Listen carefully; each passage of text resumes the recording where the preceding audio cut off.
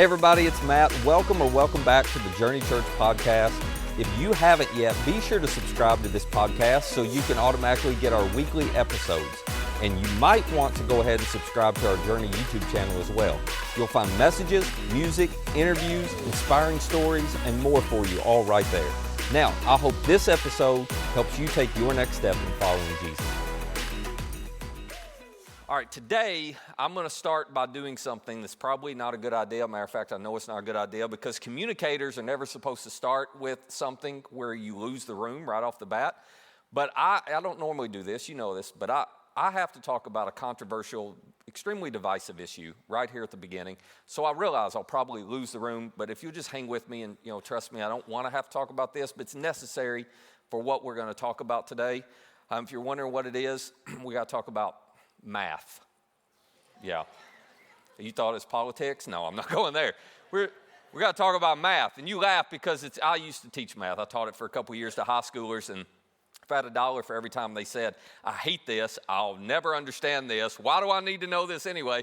I wouldn't be having to do this for a living. So anyway, I know nobody likes math hardly. Nobody likes math. But this is going to be important, so I want you to hang with me for just a second, all right? And try not to zone out. I was recording the Journey at Home version of this talk a few weeks ago, and we were like live, literally recording. And I start into this, and I say I'm going to talk about math. And one of the video production crew said out loud as I'm recording, "You're such a nerd."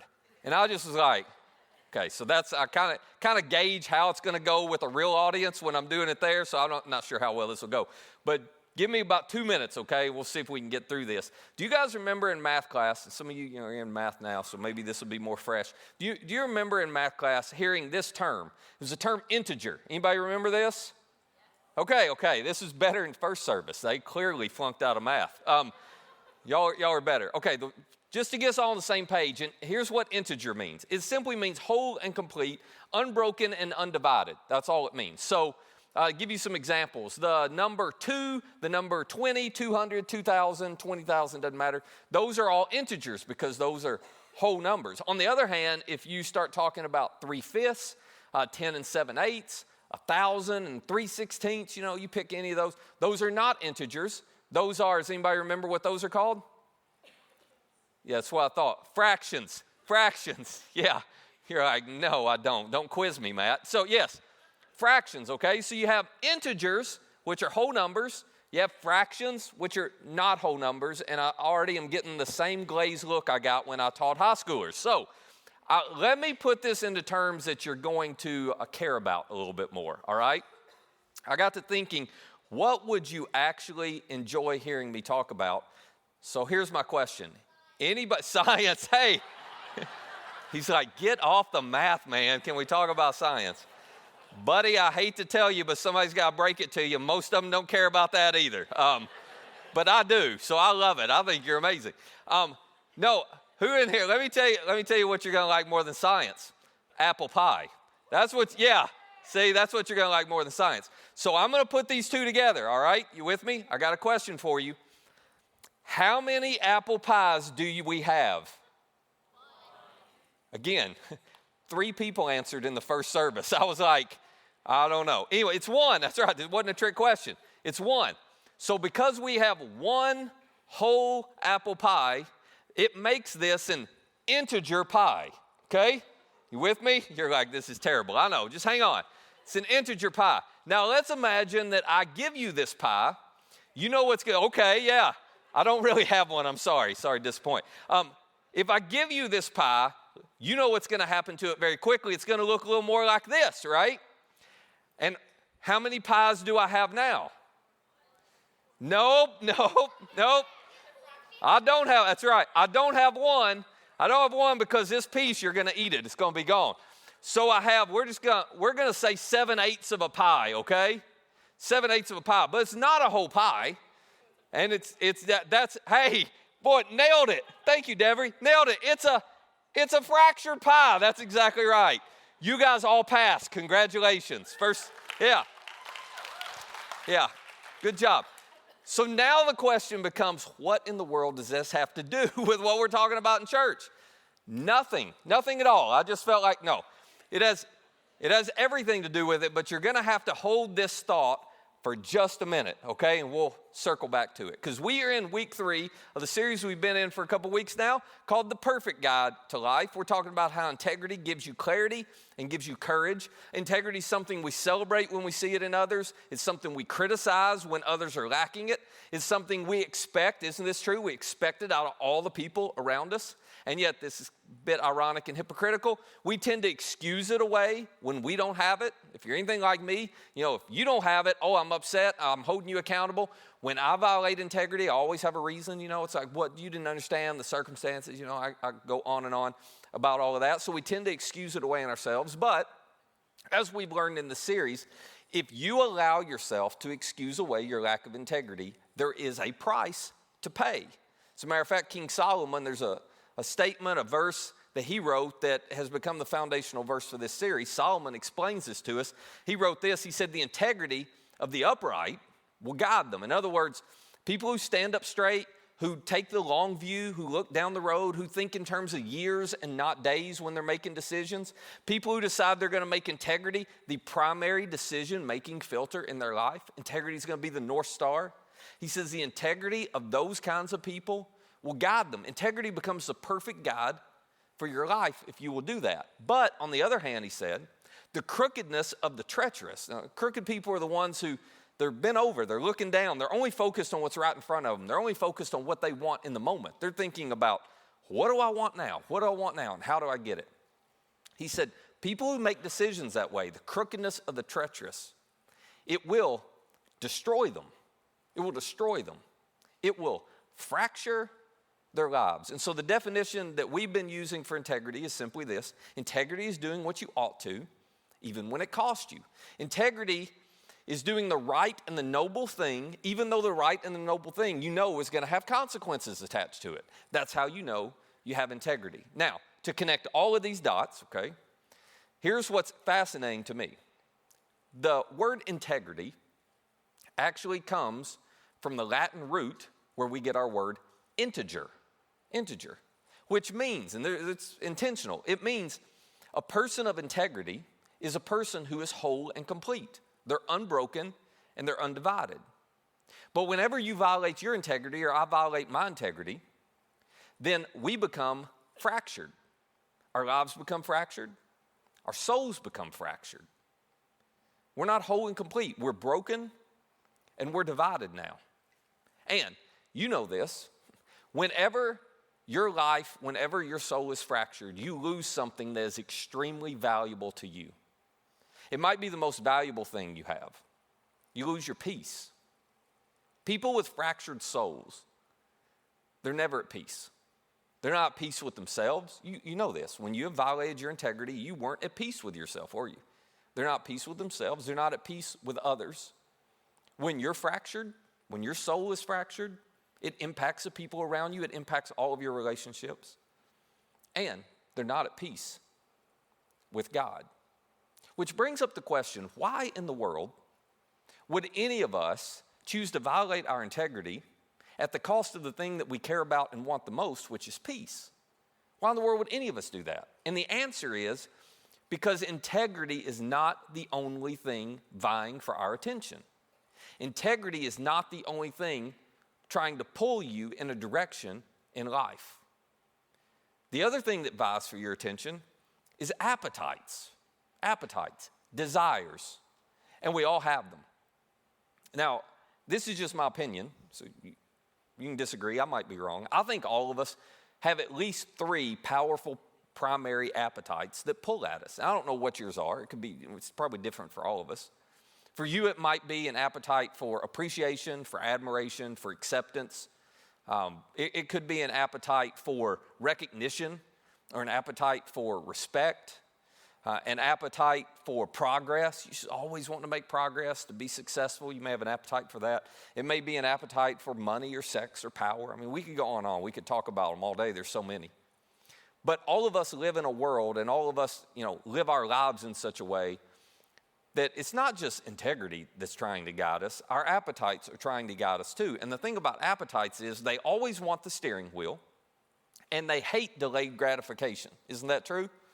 Your appetites never want to wait until tomorrow to get something.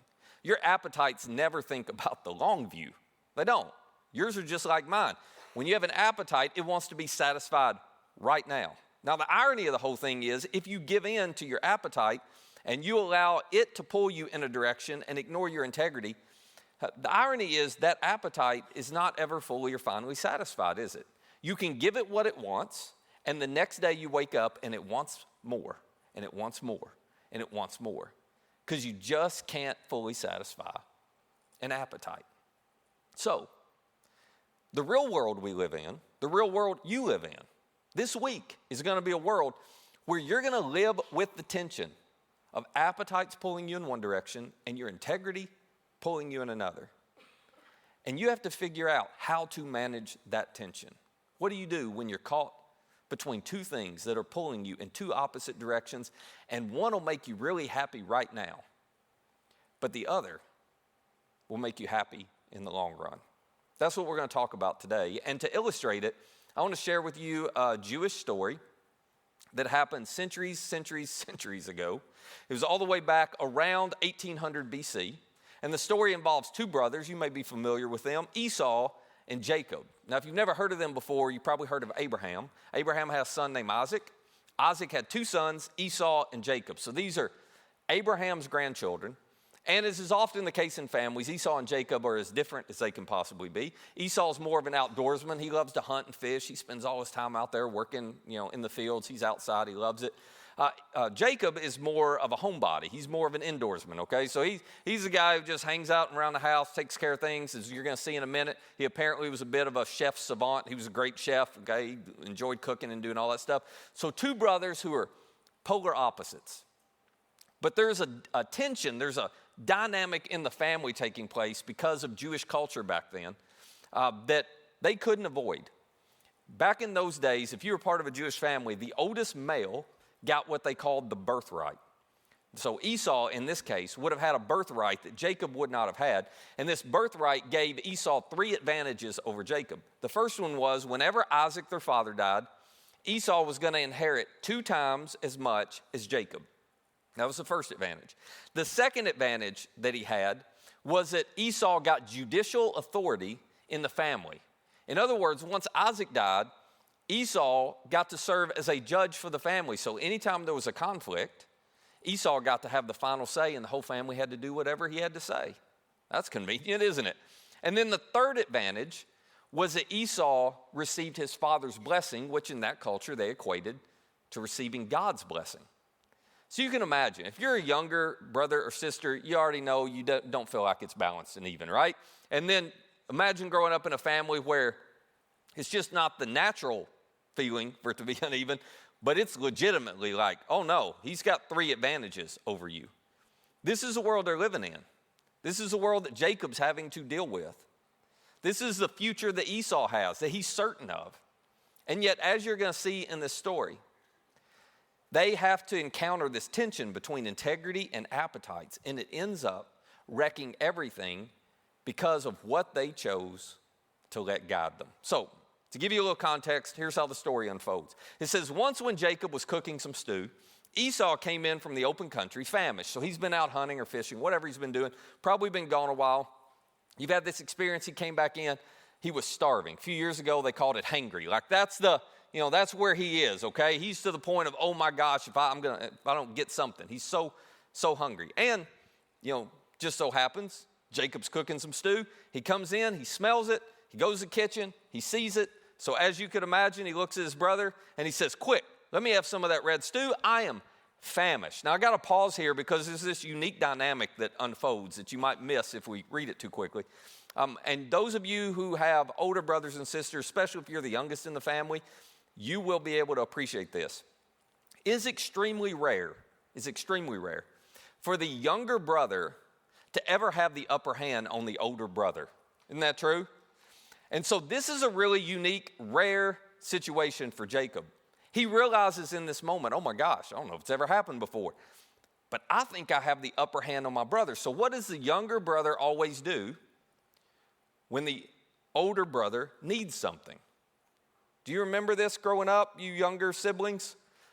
You know, the older brother came in and you said, oh, you don't want me to tell Mom what time you came in last night? No problem. Happy to do it. I won't say a word. As long as, and then you had your conditions, right? You're going to drive me wherever I want for the next month. No, I'm not. Oh, well, I'll go tell Mom. Oh, and you're going to clean my room too. And, oh, you're going to do, you know, you just rattle. When you're the younger and you find yourself in this situation, you ask for the moon. Like, you ask for something that's so outrageous because your plan is, and I get this, your plan is, he's going to reject that, but then I'm going to negotiate down to something that really is phenomenal, you know? So I got to start way up here. So this is what Jacob's thinking. He's like, oh my gosh, I may never get this chance again. I'm asking for the moon. So Esau says, hey, can I have a bowl of stew? And Jacob looks back at him, as only a younger brother could, and says, well, yeah, first sell me your birthright. That's exactly right. It's like, are you kidding me? How ridiculous is that?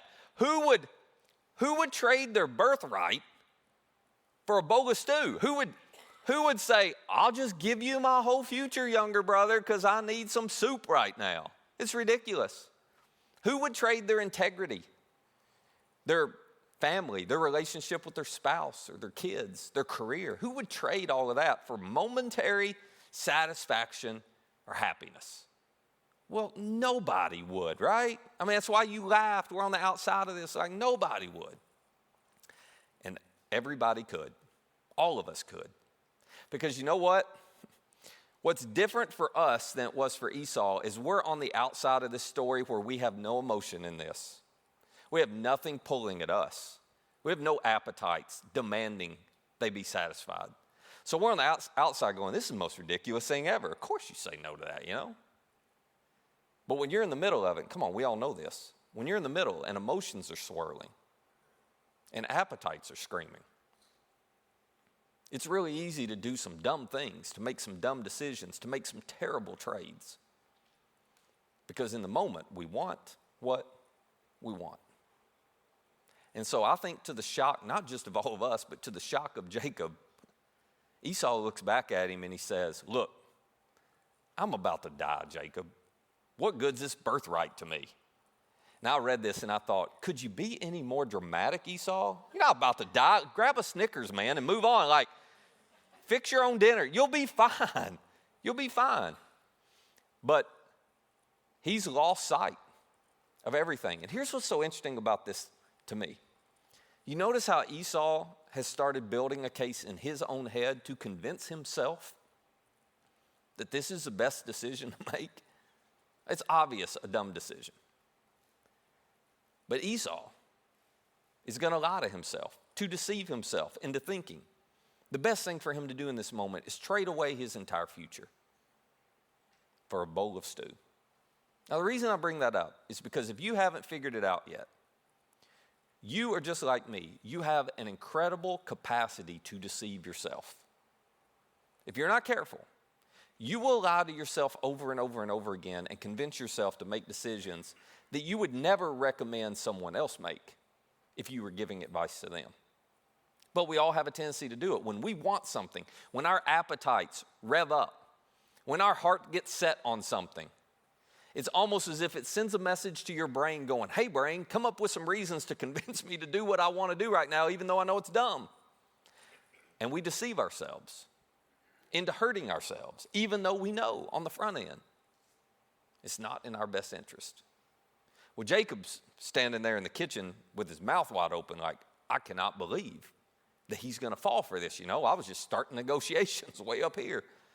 And now you're saying you don't care about your birthright? I'm sure Jacob is probably like, yeah, you shouldn't care about your birthright. You know, your dad's going to live forever. It won't matter anyway. But Jacob's like, I don't want to be deceived here. So he looks back at his brother and he says, all right, swear to me first. And so Esau swore an oath to Jacob, selling his birthright to him. Now, oath was so important in that culture. An oath was unbinding, or was unbreakable, rather. It was binding. It was irreversible. Once you made an oath, deal was a deal. So Jacob knew at this point, oh my gosh, I got him. And just like that, Jacob fills his end of the bargain. He gave Esau some bread and some lentil stew. Esau ate and drank. He got up and he left. The bowl was empty and the birthright was gone. In the time it took him to eat a bowl of soup, he forever altered his future. Because as you probably know from experience, it doesn't take long to make a wrong decision that you're going to feel the consequences of for years and years and years. And that's what Esau did. Now, it's interesting to me what the writer tells us next. Esau has an unusual, what seems like a really unusual reaction to this. He gets up, he leaves, and the writer tells us, so Esau despised his birthright. Now let me put that into terms we can understand.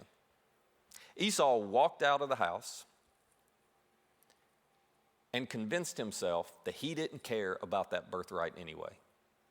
Esau walked out, and instead of owning the mistake he had made, Esau went, doesn't matter. I never cared about that thing. I didn't want it anyway. It's not a big deal. He refused to own the mistake he had made. Listen, I bet all of us have done that at some point. That we acted like we didn't care because it was too late to care and avoid the consequences of our carelessness. And so we just told ourselves, nope, not a big deal. Nope, doesn't matter to me. We told people, I don't care. I don't care. I can't believe you. It doesn't matter. I don't care. I didn't care about that anyway. We just won't be honest with ourselves. We won't be honest with others. I hear this a lot of times when I'm talking to people and they're telling me about past decisions they've made, which were not wise, which were not smart. I mean, which kind of like Esau, you on the outside, you're like, well, that was dumb. They'll tell me about it, and then they'll say, but I have no regrets. I got no regrets. And I'm sitting there scratching my head like, really? No, I don't have any regrets. They look at me and they say, I wouldn't change anything. I'd do it all over again because it's made me who I am today. And I'm always like, you do realize you can become who you want to be without making all the mistakes to figure it out. That's like the hard way, right? Instead of making mistakes and learning from them yourself, you can learn from the mistakes of other people. You don't have to make them yourself. I do that with y'all all the time, by the way. I'm kidding. You do that with me, though, right? We all know. Like, you can look at the mistakes other people make and learn from them. You don't have to make them all. You don't have time to make them all anyway. So I always find it interesting when people are like, oh, I have no regrets. Now, if you're one of those people, listen, I'm not trying to be hard on you, but I want you to think about this. When you say, I don't care, I don't have any regrets, I do it all over again because this is where it's got me today, you know what you're ignoring? You're ignoring the pain that your decision caused all the other people around you. Can you imagine how it must sound to them when you did something that hurt them deeply and then you act like you don't care? It's not a big deal. I don't regret it at all. See, here's the problem with responding the way Esau did. Here's the problem with making a mistake and then compounding it by acting like it doesn't matter and you don't care. The problem is you can't be yourself as long as you're lying to yourself. You can't. You can't be yourself if you're not honest with yourself. You can't give yourself fully to anyone as long as you're lying to yourself. Because as long as you lie to yourself, you know what you have? You have a fractured soul. You make a decision to violate your integrity and then you refuse to own it and deal with it and be honest with yourself about it. I don't care if it was last week or a decade ago. Until you own that and deal with it, you continue to have a fractured soul. Which means you're not a whole person, so you can't give all of you to anybody because all of you has gotten fractured by your lack of integrity. And if you keep lying to yourself, it doesn't matter. I don't care. It doesn't matter. It wasn't a big deal. It doesn't matter. I don't regret it. It doesn't matter. I'd do it again. You refuse to give yourself the ability to regain your integrity fully and to heal, which means you can't be yourself. And you can't be in a relationship where you're able to give all of you, which explains some of your relationship issues. Because you got a fractured self you're trying to give to somebody. And then you wonder why it just doesn't feel quite right. For Esau and Jacob, listen. From this moment on, you can read the story. From this moment on, they refused, both of them, to own what they had done. Obviously, Jacob had done something that he shouldn't have done. He was asking for things he didn't have a right to. Esau was violating his integrity to give up something so valuable that was so meaningful in his culture. But neither one of them were willing to own it. Neither one of them acted like they cared about what they had done. And it split the family. It haunted their family for years and years and years. Matter of fact, the tension, the conflict was so bad that Jacob had to flee. He had to leave his home. He had to leave his family. He went and lived in another country with his uncle. It just split the family apart. Because you can't avoid this. You can't outrun the consequences. You can't on your own just ignore the violations of integrity and become a person of integrity again. It doesn't work that way. So, my question for you today is simply this. What's your bowl of stew today? It's an odd way to ask it, I know, but we've all got something. We all have some appetite that today is screaming at us, is pulling at us. Some desire that's saying, take care of me right now. And it's probably the thing that you want to do because it's the thing that feels like it'll make you happy in the moment because appetites are completely centered on what's right in front of us, on the today. Appetites never think about years down the road. So what's that thing for you? That thing that keeps telling you it's okay to let go of your integrity this time.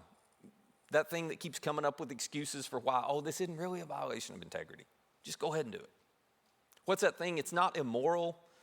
It's not illegal. But you really wouldn't want anybody to know about it. What's that thing? What's your bowl of stew today?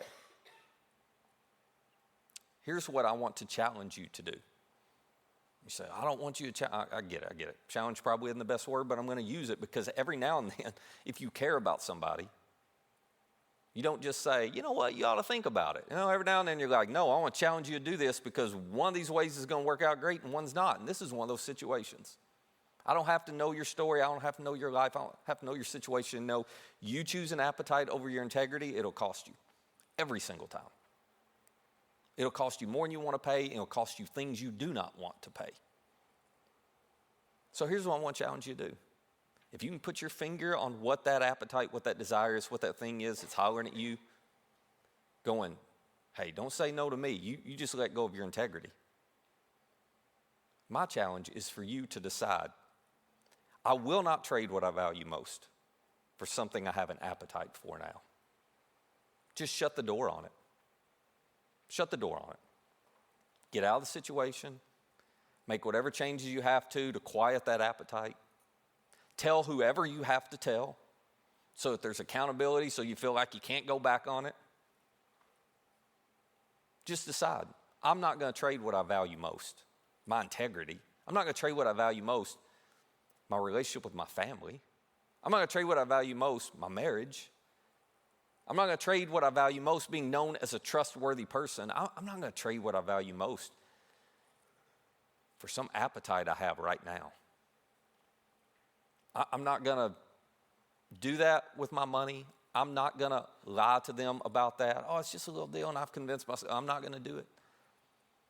I'm not going to text them back, call them back, go see them. I'm not going to trade what I value most for some appetite that's screaming at me today, but does not care about where I'm going to end up tomorrow. Whatever your appetite is, would you make that choice? Would you think in terms of years and not days? When you live in the tension this week, would you choose integrity over your appetites? Now, before we wrap up, listen. The world that you and I actually live in is, we've all got moments and we've all got stories in our past where we have chosen the bowl of stew. I know that. And for some of you, here's the deal. You've violated your integrity in the past. You may be in the middle of violating it right now. And you're not sure how to get it back. And I'll tell you, there is a way to get it back. But it's not easy. You know what you have to do? You can't act like you don't care about it. You can't act like it doesn't matter. You can't say, I don't have any regrets. No, you have to own it. You have to confess it to God, absolutely. But you have to confess it also to the people that were hurt by your decision to choose an appetite over what you valued most.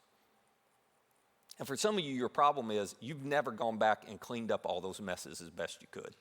You've never gone back and talked to those people and owned it and said, I'm sorry, I do care. I hate that it hurt you that way. I hate I made that decision. If I could change it, I'd change it in a heartbeat. You've never asked for forgiveness. You've never tried to the best of your ability to clean up the mess that you made. And listen, until you do that, and I know this makes us all uncomfortable because none of us want to have those conversations, but until you go back and you do that, you will continue to live with a fractured soul. You will not be whole and complete. And you know this. I don't have to convince you of this because internally you know everything's not right between you and people. You haven't done your part. People of integrity, they own it, they confess it, they go back and they try to clean up what they've messed up. They make amends. They ask for apologies. They extend those apologies to the people who were hurt by them. That's what integrity does. But on the other side of all that uncomfortable conversation is integrity and peace. And when you do that, God promises to heal you, to make you whole again. Years and years went by for Esau and Jacob. And then after a couple of decades, they crossed paths again, came face to face. Only this time was different. They both had enough humility that they owned their part.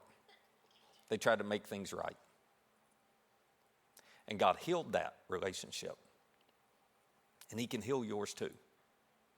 Because after all, when Jesus died on the cross to pay the penalty for our sins, He didn't just die for some of them. He died for all of them, including the violations of integrity that we've chosen.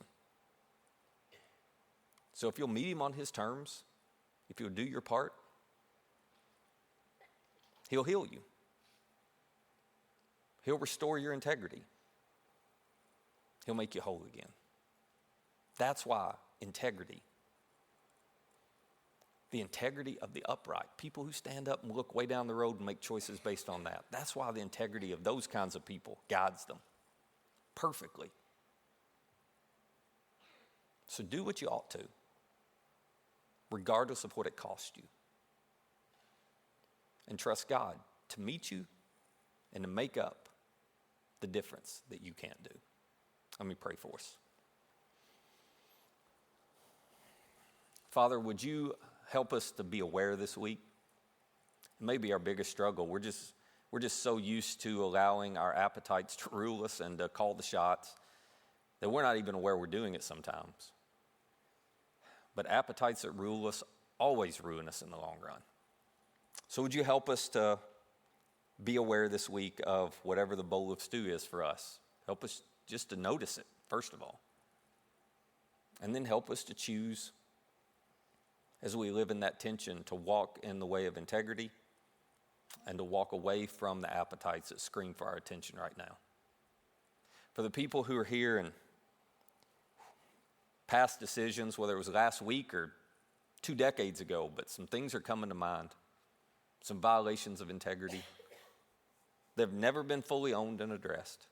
I know it's uncomfortable, but would you give them the courage to do what needs to be done on their end, to own it, confess it, make things right, ask for forgiveness, extend apologies, so that they'll give you the space by doing that to bring healing and wholeness, so that they don't have to continue to walk with fractured integrity, with a fractured soul. Thank you, Jesus, for offering us forgiveness and making wholeness possible for us because of your grace. It's in your name we pray. Amen. Hey, if you'd like more content like this, subscribe to our YouTube channel and download our Journey app to access all of our recent message content. And our app is the easiest way to share this content with a friend. For more information on our church or to find our app or our YouTube channel, just visit journeycalway.com. That's journeycalway.com. Thanks for listening.